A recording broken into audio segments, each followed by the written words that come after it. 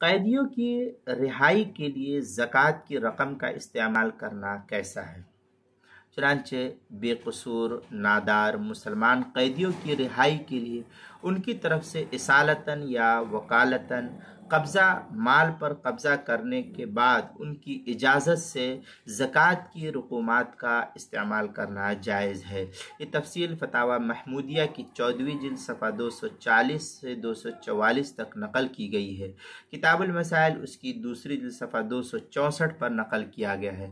اس وقت جو ہمارے اکابرین جمعیت العلماء ہند کے اور اسی طریقے سے دیگر ذیلی تنظیموں کے حضرات جیلوں میں جو بند ہے بے قصور مسلمانوں کے ساتھ حکومت ناروا سلوک کرتی ہے، انہیں تھوڑے تھوڑے بات پر جیلوں کے اندر ڈال دیتی ہے، تو ان کے مقدمات میں جو کچھ خرچ ہوتا ہے ان کو چھڑانے میں، اور جو کچھ ان کو چھڑانے کے لیے خرچ کیا جاتا ہے، تو ان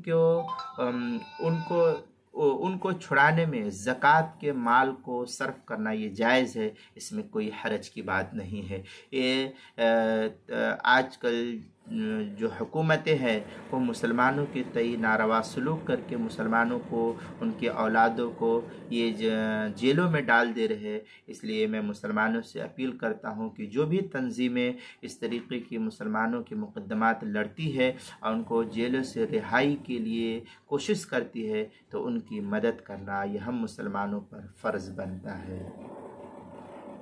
ان کو زکوٰۃ کی رقم دی جائے اور اس زکوٰۃ کی رقم سے پھر وہ مسلمان بچوں کی رہائی کے اسباب کو فراہم کرے۔